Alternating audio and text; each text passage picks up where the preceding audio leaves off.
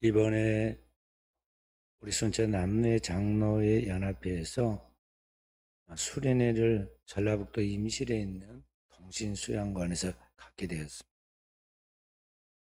그래서 우리 교회 장로님들이 처음으로 그 수련회 외부에서 하고 1박 2일 동안 하는데 처음으로 다 같이 이제 수련회 갔습니다. 첫날 이제 특강을 하는데 거기 강의하러 오신 그 목사님이 간증을 하는데 그러한 자기 이야기를 합니다. 그 목사님이 미국에서 공부를 마치고 서울 화곡동에 있는 모 교회에 부목사로 청빙을 받아 부임을 받아서 갔습니다. 근데 그 화곡동은 좀 가난한 사람들이 많이 사는 동네라 저도 그 길을 몇 번 가봤는데 시장도 있고 그 언덕을 올라가는데 그 길이 상당히 이렇게 경사가 있어서 노인들 다니기가 좀 힘든 곳이고 차들이 비켜가기가 어려운 골목들이 종종 있습니다.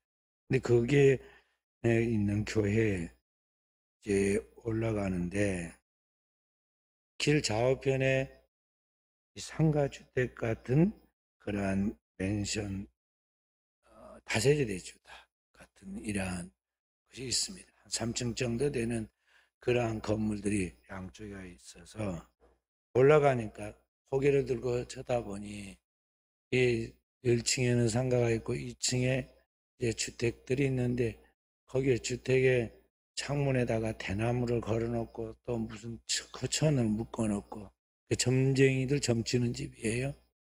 그런 것들이 거기에 종종 써 있습니다. 그러니까 그런 걸 올라가다가 봤는데 그 점치는 집에 창문에 이제 그 뭐라고 써져 있어서 그 읽으면서 깜짝 놀랐다는 것입니다. 그 점치는 점쟁이 집에 창문에 뭐라 써졌느냐 하면은 교인 환영 그렇게 써져 있더래요. 교회 가는 길에 지금 그 있는 길 옆에 있는 곳에 점치는 집에 교인들을 환영한다고 지금 속으로 깜짝 놀라고 이상하게 생각했는데 그 옆에 글을 또 읽으면 더 가관이더라는 거예요. 뭐라고 써졌느냐면 주일은 쉽니다. 교인들이 주일날 교회 가니까 어차피 못 오니까 거기 방에 앉겠다는 거죠. 그러나 다른 날 오라 그런 말이에요. 그 목사님이 거짓말을 지어내서 했겠어요? 실제로 그 동네가 그런 동네이기도 합니다. 그래서 우리 모두가 그 이야기를 듣고 웃었지만은 한편으로 이게 오늘 한국교회의 현실이구나 하는 마음을 갖고 마음이 씁쓸했습니다. 왜냐하면 우리 한국은 세계적인 기독교 나라로 가장 빠르게 유례 없이 부흥과 성장을 자랑한 나라이고 서울은 세계적인 도시인데 그 서울의 한 복판에 그리고 가장 부흥하고 있다는 한국의 대교회 중에 한 교회가 있는 그 교회 좌우편에 그들을 위해서 필요한 그들이 지금 원하는 그래서 찾아오니까 그 고객에 대한 수요에 맞춰서 공급을 해주는 거죠. 교인 환영 부담 없이 들어와라. 주일은 쉽니다. 주일날은 여러분 거기다 맞춰가지고 편리로 봐주겠다는 거예요. 오늘날 우리 기독교의 현실이죠. 대부분의 살아가는 현대 기독교인들이 어떻게 지금 신앙생활을 하고 있는가를 보여주고 있는 현주소가 아니겠어요. 오늘 하나님의 말씀이 본문의 말씀이 그리스도인의 천국 윤리에 대하여 주님이 산상복음을 말씀하실 때 그 결론을 이야기하면서 그 말씀이 뭐냐면 오늘 33절 34절의 말씀입니다. 너희는 먼저 하나님의 나라와 의를 구하되 오늘의 최선을 다하는 삶을 살아라 하는 것이 주님이 말씀한 그 결론입니다. 과학이 발달하고 문명의 고도로 발달한 이 편리한 세상입니다. 그런데 오늘날 현대인들, 특히 크리스찬들의 삶이 왜 세상에 빛이 되는 삶을 살아가고 있지를 못할까요? 왜 신자들이 삶이 흐트러지고 있는 것일까요? 옛날에 비하면 우리 어른들이 옛날에 살아가던 그 시대에 비해 보면은요, 오늘날은 천국과 같은 삶입니다. 옛날에는 먹고 사는 것이 가장 큰 문제고 배부르게 먹는 것이 최고의 소원이었어요. 그런데 오늘날 현대인들은 풍족하게 부족함이 없이 길거리를 떠도는 거지들도 걱정 없습니다. 자기만 부지런하면 다 먹고 살게 되고 있고 국가가 책임을 져줍니다. 그런데도 불구하고 그 속에서 이들의 영혼을 책임지고 나아갈 하나님의 본을 받은 그리스도인, 세상의 빛으로서 살아가는 그리스도인들이 왜 분명한 신앙의 철학이 없이 오늘을 살아가고 있느냐 하는 것이죠. 그 첫 번째 원인이 뭐냐면 하나님을 분명하게, 자기가 믿고 있는 하나님을 분명하게 믿고 있지 않다는 것이죠. 하나님을 분명하게 믿어야 하는데 그걸 자기 하나님이 누구이신지를 분명히 믿고 있지 않다는 것입니다. 그렇기 때문에 눈앞에 보이는 것들에 의해서 유혹을 받고 넘어지고 흔들리고, 그리고 단지 이 땅에 살아가는 그러한 삶에 대한 염려와 걱정, 근심이 그의 마음을 흐트러 놓고 있다는 것이죠. 중요한 것과 중요하지 않은 것, 영원한 것과 일시적인 것, 본질적인 것과 비본질적인 것에 대한 구분이 없이 당장 눈앞에 보이는 것, 마치 동물이 먹이를 쫓아다니듯이 눈앞에 보이는 것이면 전전긍긍하며 그 재미, 그 즐거움, 그것이 전부인 같이 추구하면서 이 결과가 천국에 갈지 지옥에 갈지도 생각 없이 살아가는 현대인들의 신앙의 모습을 보이고 있다는 것이죠. 그래서 하나님을 믿는다고 신앙생활하고 교회를 다닌 것 같으면서도 실질적인 현실의 문제에 있어서는 혼란과 함께 하나님의 말씀을 불순종하고 결국은 현실적인 삶을 쫓아서 나아가다 보니까 그의 삶이 흐트러졌고 결과적으로 그의 삶이 실패하고 저주가 따르게 된다는 것이죠. 그래서 주님께서 우리에게 영원한 축복을 가져오는 삶의 그런 진리를 말씀하실 때 첫 번째로 우리가 말씀하신 것은 너희는 먼저 그의 나라와 그의 일을 구하라는 이 말씀 속에는 내가 똑바로 하나님을 믿어라, 그런 이야기가 들어있어요. 특히 현대인들, 우리 오늘날 같이 살고 있는 자본주의 사회 사람들은요, 이 물질, 돈의 문제에 있어서 너무나 민감하고 그걸 절대화하고 있어서 거기에 많이 넘어집니다. 이 돈의 문제에 장사가 없어요. 그래서 참 것 때문에 넘어지는 것을 우리가 수없이 보고 있고 우리들의 모습 속에서도 그런 것들을 보고 있다는 것이죠. 그래서 주님이 오늘 24절에 중요한 이야기를 하시기를 돈을 숭배하지 말아라, 사랑하지 말아라 하는 이야기를 합니다. 24절 함께. 한 사람이 두 주인을 섬기지 못할 것이니 혹 이를 미워하고 저를 사랑하거나 혹 이를 중히 여기고 저를 경히 여김이라. 너희가 하나님과 재물을 뭐라고 그랬어요? 겸하여 섬기지 못하느니라. 하나님을 믿는 신앙과 돈이 절대 공존할 수 없다는 거예요. 두 개가 똑같이 우리에게 소중하여 돈과 하나님은 똑같이 그렇게 할 수 없다는 거예요. 그 둘 중에 하나를 분명하게 우선순위를 정해서 거기 내려놓으라는 겁니다. 그러면 어떠하느냐? 하나님이 그 다음에는 책임을 져주신다. 그러면. 그래서 하나님에 대한 이 분명한 문제를 확실하게 해야 돼. 현대인들은 돈이 없으면 죽는다 생각해서 돈을 사랑하다 못해서 우상처럼 여기고 더 나아가서 돈 때문에 사랑도 우정도 부모와 자식 간의 관계도 다 깨뜨려버려요. 그리고 결정적으로 하나님과의 관계가 흐트러져 버려요. 그래서 인생의 파국을 맞이하는 것입니다. 그렇기 때문에 주님이 지금 하나님을 똑바로 믿어라, 하나님 앞에 정립된 신앙을 가져라, 삶의 우선순위에 먼저 하나님을 경외하고 거기에 내 생명의 우선순위를 둬라, 그렇게 지금 말씀하고 있다는 것입니다. 오늘 현대인들의 삶은 여기 돈을 얻는 데 있어서 그게 우선적인 집중을 하고 또 거기에 우선순위를 두고 나아가면서 일을 하기 때문에, 그렇기 때문에 우리의 삶이 많이 흐트러지고 있는데, 이 부분을 분명히 정립하지 않으면 안 된다는 것이죠. 왜냐? 이 온 우주를 창조하신 분이 우리 하나님 아버지시고, 너를 창조하여 이 땅에 보낸 분도 하나님이시고, 너의 모든 미래를 책임져서 영원한 새 하늘과 새 땅, 새 예루살렘으로 인도하시는 분도 하나님이시기 때문에 그 하나님을 진짜 제대로 믿어라, 그런 말이에요. 그러면 그 하나님께서 나머지 살아가는 생존, 이 땅에서 살아가는 육신에 필요한 것들에 대해서는 하나님이 덤으로 주신다. 시장에 가서 물건을 살 때 우리는 덤을 안 주면요, 그 사람이 별로 인기가 없습니다. 그래서 그 사람이 누군가 고추를 사도 한 주먹을 더 주고 뭘 하나 사도 한두 개 더 얹어주면 그 사람이 정말 좋아가지고 단골이 되고 그 다음에 계속 가잖아요. 근데 그 덤으로 주는 것과 같이 주는 게 뭐냐면, 이 땅에서 사람이 목을 걸고 우선순위를 거기다 두고 죽을 둥살둥 사랑도 우정도 부모와의 관계도 행제의 의도 다 끊어버리고 쫓아가는 그 물질의 문제, 돈의 문제를 하나님은 그냥 우리에게 가볍게 이렇게 덤으로 준다 이 말. 그 덤으로 준대. 그러면 본질이 뭐냐? 하나님과의 관계다 말. 하나님 앞에서 내가 진정 하나님 믿는 사람이 되라.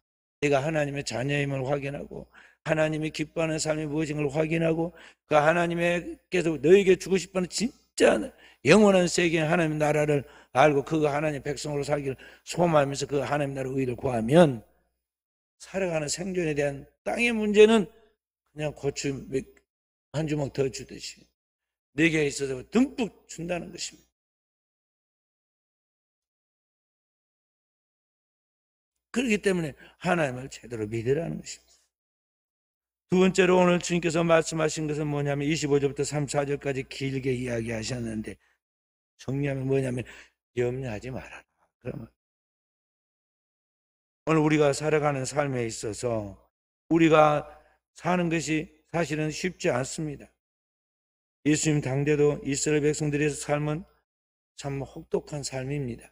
당대는 로마가 지배하던 세계를 지배하던 시대이기 때문에 이스라엘도 역시 로마의 식민지 아래에 있었습니다. 유대인들은 하루하루 생존의 문제 때문에 종교인들도 동족을 팔고 자기 양심을 팔고 심지어는 백성들 어른기도 인도하고 죄를 사하는 권세를 가진 제사장들까지도 자기 생존을 위해서 신앙을 왜곡시켜버린 때였어요.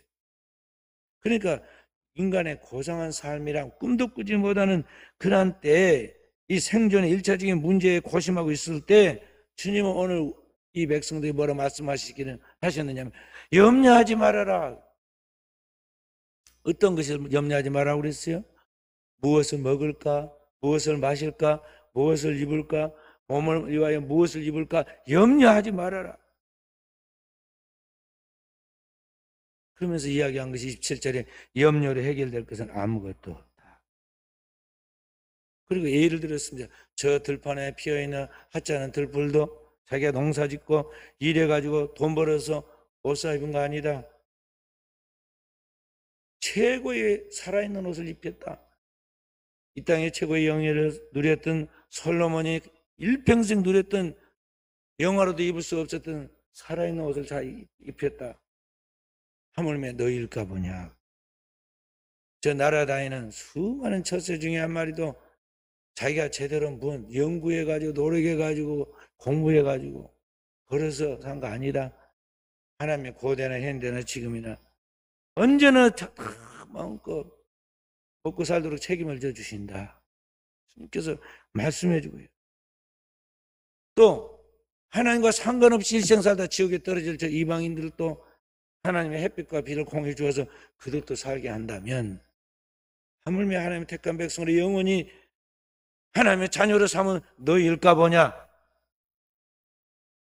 믿음이 작은 자다. 주님께서 우리에게 책망하시고 마음에 근심하지 마라. 너희에게는 더욱 한다는 거죠. 그러면서 오늘 여기의 말씀에 내일 일을 염려하지 말고 오늘에 살아라. 오늘의 최선을 다해 살아라고 말씀하고 있는 것입니다. 그렇기 때문에 그리스도인에서 여러분과 제가 신앙생활에 나갈 때 우리의 마음속에 스트레스를 받지 않도록 항상 자기 마음의 평정심을 갖고 있되 믿음 안에서 하나님을 신뢰하는 믿음으로 나아가는 그러나 근심하지 않는 그런 중심을 갖고 나가는 게 필요한 것입니다.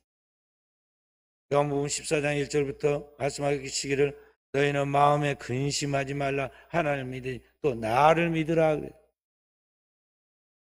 하나님을 믿기 때문에 오늘 우리가 염려하지 말라는 것이죠. 그러니까 그냥 막연한 낙천주의자나 낙관주의자가 아니라 하나님, 살아계신 하나님이 있기 때문에 그 하나님으로 인하여 우리 앞에 당면한 문제가 현상이 어떤 것이 쌓여있든지 거기에 좌충우돌하며 흔들리지 말라는 것이죠. 사람은 어떤 환경에 있어서 스트레스를 엄청 받는 문제들이 생깁니다.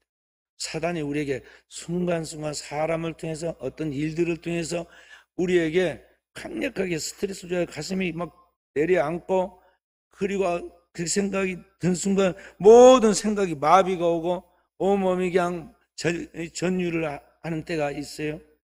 그걸 강력한 스트레스를 받으면 이게 암이 됩니다. 이게 암이 돼요.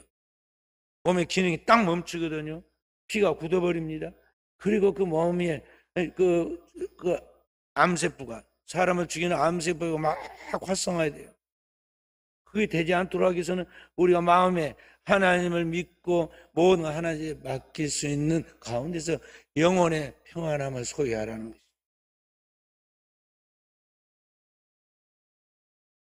근데 그게 안 돼요. 그래서 대다수 무엇 때문에 그런 게 안 되느냐? 이 생존에 대한 염려 때문에. 무엇을 먹을까? 무엇을 마실까? 무엇을 입을까? 얼마나 많은 것을 소유할까? 이런 것들 때문에 오늘 우리의 인생에 있어서 이런 문제들이 계속 우리에게 스트레스를 주고 있다는 것이죠. 그래서 이러한 삶에 있어서 자기의 삶을 정리할 필요가 있어요. 지금부터 100년 전에는 어떻게 살았습니까? 오늘같이 막 차를 몰고 다니고 비행기를 타고 컴퓨터를 막 작동을 하면서 순간순간 인터넷으로 또는 스마트폰으로 연락을 하면서 그렇게 복잡하게 안 살아도 잘 살았어요.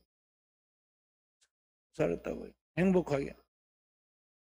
우리는 그때보다 100배나 발달된 문명과 문화 속에서 살고 있으니까 그분들보다 질적으로 더 좋은 삶을 삽니까?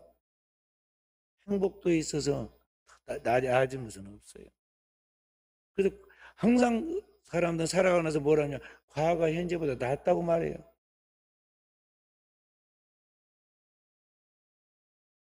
그래서 자기의 삶을 정리하면서 살아갈 필요가 있어요.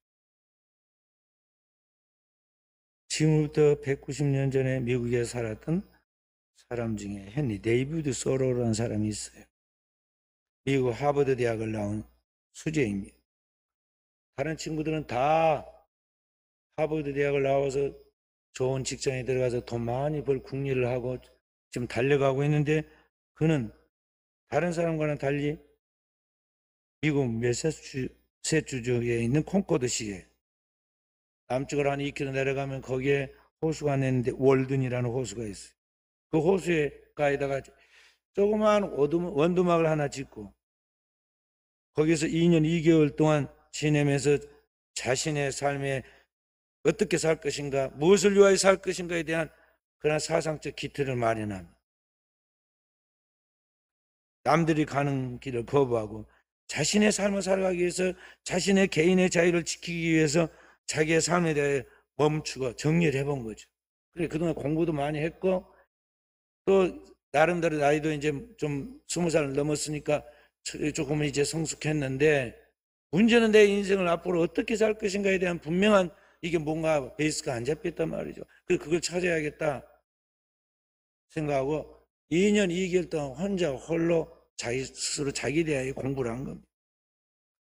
그리고 그가 하나의 책을 썼는데 그 책이 뭐냐면 호수 이름을 따서 월드라는 책을 썼어요. 근데 그 사상이 훗날 얼마나 큰 영향을 미치냐면은 러시아의 톨스토이 이게 가장 결정적인 영향을 미치고 인도의 마하트마 간디에 영향을 미치고 미국의 인권 운동가였던 마르틴 루터 킹에게 영향을 미쳐요. 그런데 그가 터득한 것이 뭐냐면요, 이 발달된 미국의 문명과 문화 속에서 많은 사람들이 소유에 집착하고 그들 위해 몸부림을 치고 달려갈 때 그게 진짜 지금 제대로 된 삶인가를 그가 사유한 것입니다. 그리고 그 책에 그렇게 정리했어요. 오늘날 현대인들 너무 소유에만 집착함으로 사실 쓸데없는 물건들을 구하는 데 많은 시간과 정력을 기울이며 그것 때문에 소중한 자신의 삶을 망가뜨리고 만다. 그러나 사람이 부자냐 아니냐 하는 그 소유의 많고 적음이 진정한 인간의 존재 가치를 결정한 것이 아니다. 진정으로 큰 것은 밖에 드러나 있지 않고 그 내면에 있다. 오늘날 우리들은 자신의 좁은 틀 속에 가둬두고 서로 닮으려고만 한다. 어째서 따로 떨어져 가장 자기 자신다운 최선의 삶을 살려고 하지 않는가? 각자 스스로 한 사람의 당당한 인간이 될 수 없는가? 저마다 최선의 장소는 현재 자신이 처한 바로 그 자리임을 알고 현재 주어진 그 자리에서 자신의 삶을 살아야 한다. 그것이 이제 그가 쓴 책의 핵심의 내용들입니다. 그걸 또 한 줄로 시를 썼어요. 시를 그가 남겼는데 그게 이런 시입니다. 저는 그 시가 너무 좋아서 제가 딱 학교 다닐 때부터 책상에다 써붙여 놓고 목양실에도 제가 독서대에다 딱 써붙여 놨어요. 우리는 왜 이리 급하게 성공하지 못해 안달하며 크게 일어나지 못해 난리인가? 사람이 그의 동료들과 맞추어 나가지 못하면 아마도 그가 다른 북소를 들은 때문이리라. 아무리 멀고 아무리 작아도 자기의 음악 소리에 맞춰 걸어가도록 하라. 자기의 음악 소리에 맞춰 자기의 길 걸어가라는 거예요. 왜 남의 길을 따라가고 남의 흉내를 내고 남의 사는 인생을 그대로 생각 없이 살아가다가 내 인생을 망치고 내 인생을 놓치냐는 거예요. 그렇지 않아요? 우리나라 말에 그걸 뭐라고 그래요? 남의 장에 가니까 장에 간다고 그러지 않아요? 남이 하니까 따라하는 거야. 그러지 말라는 거죠. 자기 인생을 살아야 돼.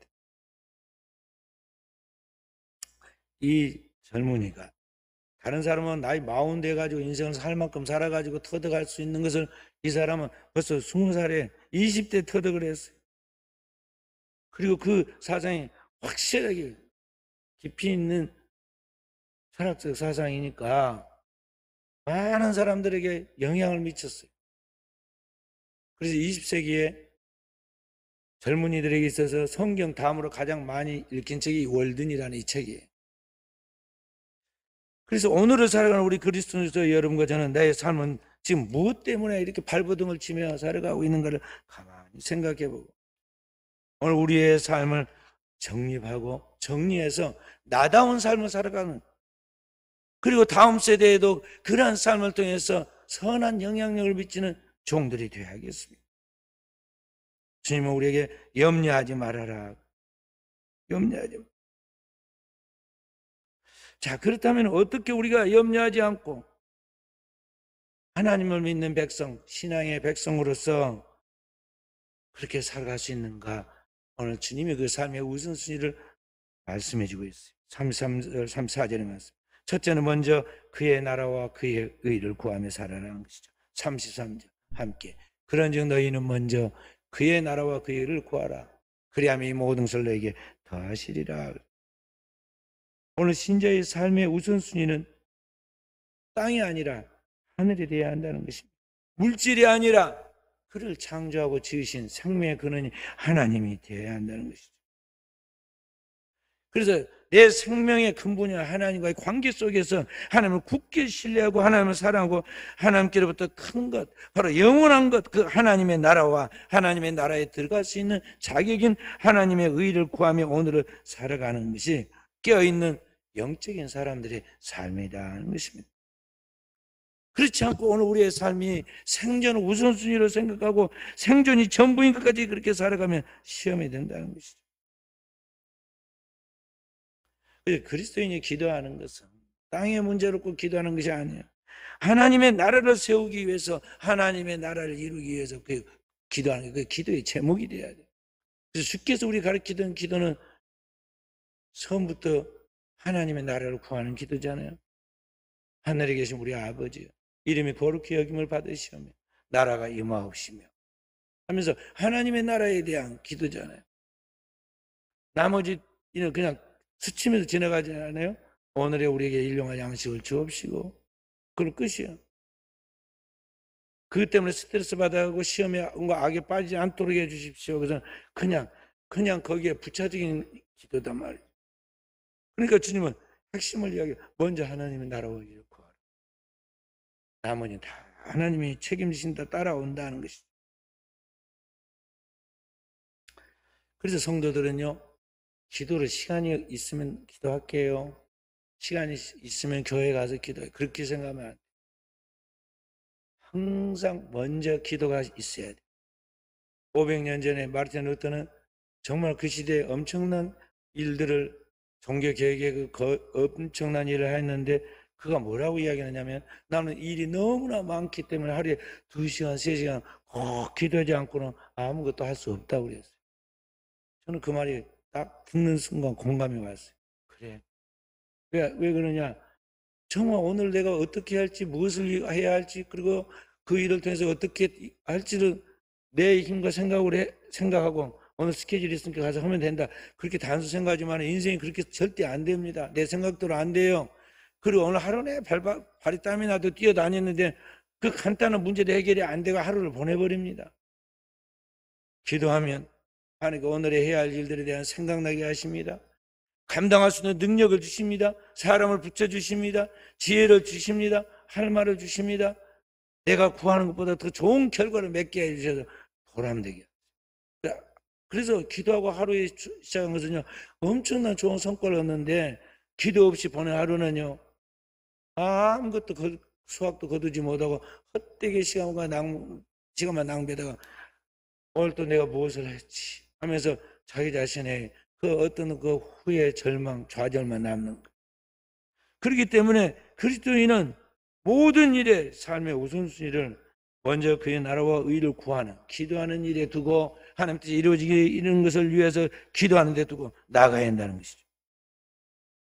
나머지 자꾸 걱정되고 염려되는 땅의 문제, 세상 살아가는 문제들은요, 다 어떻게 한다? 하나님을 믿고 하나님께 맡겨야 돼. 하나님 앞에 기도하러 맡기는 거예요. 그 하나님 앞에 믿는다는 건 뭐냐면 맡기는 거예요. 하나님 앞에 완전히 맡기는 게 믿음이에요. 빌립보서 4장 6절 7절 말씀 함께 읽어봅니다. 아무것도 염려하지 말고 다만 모든 일에 기도와 간구로 너희 구할 것을 감사함으로 하나님께 아뢰라. 그리하면 모든 지각에 뛰어난 하나님의 평강이 그리스도 예수 안에서 너희 마음과 생각을 지키시리라. 아멘. 우리의 삶 속에서 다가오는 시험들이 많습니다. 시험이 없고 고통이 없는 사람은 없어요. 다 있어요. 그런 것들을 어떻게 처리하느냐? 세상 사람들은 막 놀러 가서 스트레스를 푼다고 하고, 술을 먹고 스트레스를 풀게 하고, 친구 만나서 그렇게 소일을 하면서 잡담하고 놀면서 풀기도 하고 그러지요. 근데 그것은 그냥 그 시간을 무료하지 않도록 조금 덜 불안하게, 조금 덜 혼자 외롭지 않게 보내는 그 단순한 우리 일상의 모습이고, 근본적인 해결이 안 됩니다. 오늘 저녁에 같이 친구들 오면 만나서 한참 재밌게 놀고 술도 먹고 즐기고 노래도 부른 것 같은데 저녁에 들어와서 12시에 멍을 메고 자살해. 우리 연예인 중에 그런 사람이 있었어요. 그리고 그 전에 있던 그 같이 술 먹었던 사람이 내가 왜 그걸 몰랐을까? 후회가 돼 죽겠다. 막 그렇게 나중에 고백하는 것을 들었어요. 근본적인 게 해결이 안 되니까. 그래서 이런 문제는 어떻게 풀어간 걸 몰랐기 때문에 그런 거예요. 근데 그분이 교회를 다녔다는 거 아니에요. 교회를 다녔는데 문제는 진짜 하나님 앞에서 살아가는 법을, 삶의 프라이어리티, 우선순위를 모르고 신앙생활을 그냥 교회 다닌 것으로 끝만 났기 때문에 그런 거예요. 하나님 앞에서 그 모든 문제를 놓고 그 염려가 될 때 염려하지 않도록 뭘 해야 하느냐? 그걸 기도로 풀어야 돼요. 오직 기도로, 간구로. 그런 것들을 하나님 앞에 기도하되 하나님 앞에 확신에 차서 말씀을 믿는 믿음으로 확신에 차서 감사할 때까지 계속해서 하나님 앞에 사람이 이야기하듯이 아뢰라. 그리하면 이 모든 것을 그 두려워하는 근심하는 스트레스가 오는 그런 모든 것을 하나님께서 다 잠재워 주신다는 거예요. 풀어주신다는 거예요. 이 모든 걸 너에게 책임지신다는 거예요. 어떻게? 그리스도 예수 안에서 그리스도가 십자가에서 다 이루었다고 말씀하실 때 다 이루어졌다는 걸 알아야 한다. 그런 말입니다. 그 주님께서 우리 안에서 이루어 주시는데 먼저 우리 영혼의 평강부터 주시고 우리 영혼의 평안을 하나님 딱 주실 때는 하나님 책임지시겠다 하는 걸 지금 보여주는 사인이에요. 그리고 하나님이 딱 평안을 주면 이 문제는 해결, 그리고 일어나도 돼요. 기도 끝. 그러니까 뭐가 해결된 게 아니고 어디 전화가 오거나 뭐 문제가 해결된 게 아니에요. 풀어진 게 아니야. 하나님이 영적으로 이미 하늘의 세계에서 풀어놨어. 그러니까 하나님이 책임질 줄 믿고 이제 됐어요. 기뻐하고 즐거워하고 어린아이처럼 뛰놀면 되는 거예요. 이것을 터득해야 돼요. 근데 이런 진리를 모르니까 이러한 신앙생활에 대한 거룩한 경건의 습관이 안 돼 있으니까 기도를 형식적으로 하고 기도하는 것을 큰 부담으로 생각하고 기도를 미루다가 어떤 문제가 터지고 나서 그때서 기도를 하는데 문제는 통장에 잔고가 없어. 뭐 돈이 저축해 놓은 거 있어야 급할 때 꺼내 쓸 건데 영적으로 하나님 앞에서 기도해서 많이 저축되어 있는 축적된 영성과 영적 에너지가 있어야 그때 탁탁 튀어나와서 해결할 것인데 명령만 하면 말만 하면 선포만 하면 이루어질 것인데 그런 영성과 영력이 없으니까요. 다급한테 하나님 앞에 와서 기도를 해도 기도가 안 돼. 그래야 할지 근심과 걱정만 계속 되지 스트레스가 더 오기만 하지 기도가 안 돼. 또 기도 좀 하려면 어디 전화가 와. 전화 보고 있다가 난 딴 생각하다가 시간 다 가버려. 이 정도 수준이야 우리. 그래서 오늘 그리스도인서 저와 우리 사랑하는 성도들은 하나님 앞에서 이 영적으로 살아가는 법을 터득해야 하겠어요. 먼저 하나님 나라와 의를 구하는 삶을 살아라는 것이죠. 그리고 두 번째는 오늘의 최선을 다하는 삶을 살아라. 오늘 34절의 말씀이 바로 그것입니다. 34절 말씀 함께 그러므로 내일 일을 위하여 염려하지 말라. 내일 일은 내일이 염려할 것이요 한날의 괴로움은 그날로 족하니라. 아멘.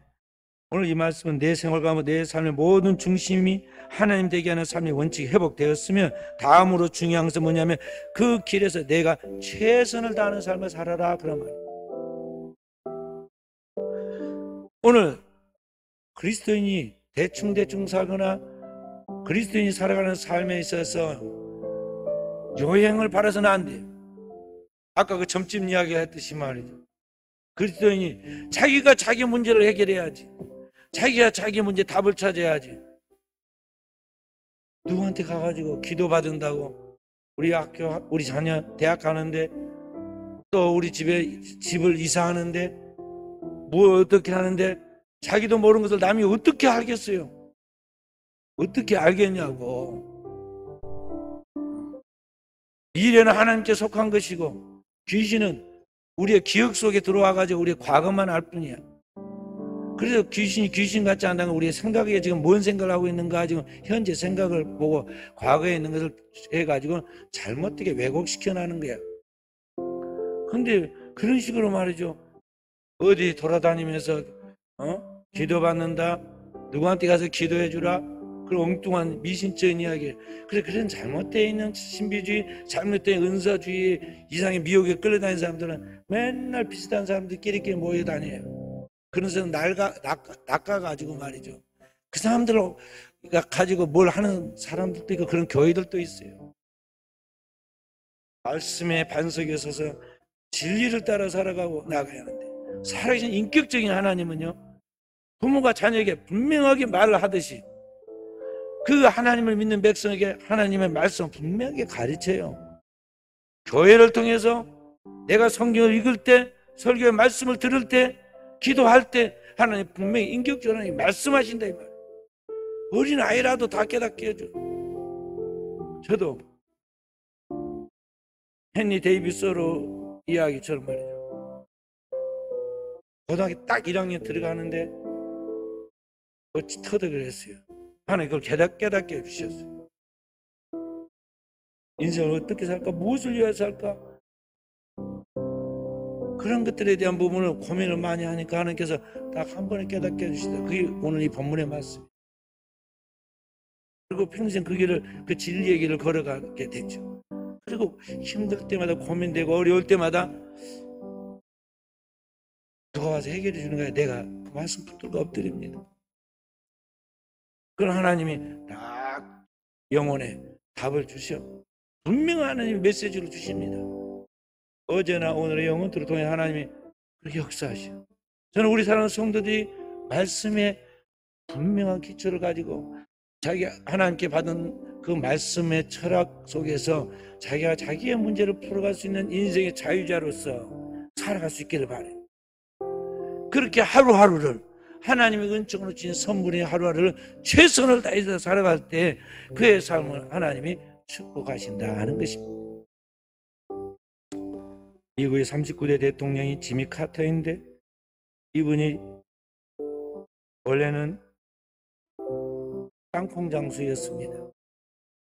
이 땅콩 장수였는데 이분이 미 상원의원에 당첨되고 나중에 대통령까지 되었는데 미국의 역대 대통령 중에 가장 무능한 대통령이라고 재선에 탈락을 했어요. 미국은 4년마다 대통령 되고 그 다음에 4년 또 하도록 항상 그렇게 하나의 전통적으로 하는데 얼마나 못했으면 재선이 안 됐겠어요. 여러분이 주장이 뭐냐면 도덕 정치를 하겠다고 그랬어요. 이 세상을 하나님의 도덕적인 말씀의 진리대로 살아가도록 만들겠다는 거죠. 근데 이 사회는 죄악된 세상이라 도덕적인 게 안 통해요. 도덕적 인간이 비도덕적 사회 속에 살고 있는데 그걸 이루어보겠다고 이상을 품고 왔는데 현실적으로 잘 안 돼요. 하는 것마다 자꾸 잘 정치를 못한다 할 생각하니까 인기가 없어가지고 재선에서 탈락했어요. 근데 문제는 그 이후에 이분은 더 유명해지고 쓰임받았어요. 그러니까 대통령 때는 인기가 없었지만은요, 끝나고 나서 이 이스라엘과 팔레스타인 분쟁을 평화로 이렇게 대화하게 만들고 우리나라도 남북 대화가 치열했을 때 김일성과 가서 환담을 하고 남북 정상회담을 주선했어요. 그리고 세계 분쟁이 있는 곳마다 달려가고 세계 가난한 사람 질병이 있는 곳 또 가난해서 집이 없는 헤비타트 사업들에 앞장서서 나가서 망치질하고 그런 일을 했어요. 미국 역대 대통령 중에 유일하게 2002년도에 노벨 평화상도 받았어요. 그건 왜 그렇게 되었느냐? 하루아침에 그렇게 유명해진 게 아닙니다. 젊었을 때 자기 인생에 터닝 포인트가 있었는데 23살 때 그가 복무하고도 해군 소위로 임관하는 그때 그 큰 함장에 해군 제독이 탔어요. 마치 그날 탔는 그 해군 제독의 눈이 총명한 이 카터를 바라보고는 지나가면서 이야기했습니다. 이름을 묻고 지미 카터입니다. 그 니코버 제독이라는 제독인데 그에게 이야기했습니다. 귀하는 사관학교 시절 성적이 어땠는가 그랬더니 카터가 자랑스럽게 대답을 했어요. 500명 중에 48등 했습니다. 500명 중에 48등이면요 반에서 1등한 거예요. 우등생이에요. 자랑스럽죠. 자랑스럽게 이야기인데 도리어 니코버 제독은 그걸 책망하듯이 그때 뭐라고 하냐, 귀하는 왜 그때 최선을 다하지 않았는가 그랬어요. 이 함장의 그 말은 꾸짖는 것이 아니라 기관이 그때 최선을 다했더라면 그보다 더 좋은 성적을 거둘 수도 있었을 것이므로 앞으로는 더 최선을 다하면 좋은 결과가 있을 것이라는 그런 교훈이죠. 그래서 그것을 자신의 인생의 좌우명으로 삼고 그때 하루하루를 여기 이 사람은 해군에 있을 때든지 나중에 땅콩 농장을 해가지고 장사를 할 때든 최선을 다했어요. 나중에 대통령이어서 최선을 다했고 끝나고 나서도 그렇게 무능한 대통령이라고 사람들이 왕따를 시켜가지고 최선을 뽑아주지 않았어도 최선을 다했어요. 그랬더니 하나님이 그걸 크게 지금까지 쓰세요. 지금 99세예요. 1924년생이니까요. 99세인데도 세계 어느 곳이든지 그분처럼 지금 존경받는 지도자가 없어요. 하나님을 믿는 신앙 안에서 최선을 다하는 삶을 살아갈 때 결과는 하나님이 이와 같이 축복하신다는 것이죠. 그러므로 사랑하는 우리 귀한 성도 여러분, 여러분과 제가 신앙생활에 나아갈 때 우리의 삶을 주일마다 멈추고 뒤돌아보고 점검해야겠어요. 나는 지금 왜 사는가? 무엇을 위하여 사는가? 그리고 어떻게 살아야 하는가? 그리고 주님이 성경을 때 우리에게 계시한 말씀을 따라서 오늘의 최선을 다하는 깨어있는 삶을 살 때 우리 하나님께서 우리의 삶을 함께 해주시고 축복해 주시고 역사하신다. 오늘 주님께서 말씀은 너는 빛이 되어라 소금이 되어라는 말씀은 세상에 선한 영향력을 나타내라고. 오늘 우리가 바로 이 세상에 그 선한 영향력을 끼치는 사람으로서 한배 영광 돌릴 수 있도록 저와 우리 사랑하는 성들이 우리 하나님 앞에서 삶의 우선순위를 분명하게 정하고 하나님이 주신 그 힘과 그 은혜와 능력을 가져 최선을 다함으로 이 세상에 복된 쓰임을 받는 성령의 사람이 되어지기를 주님의 이름으로 축원드립니다.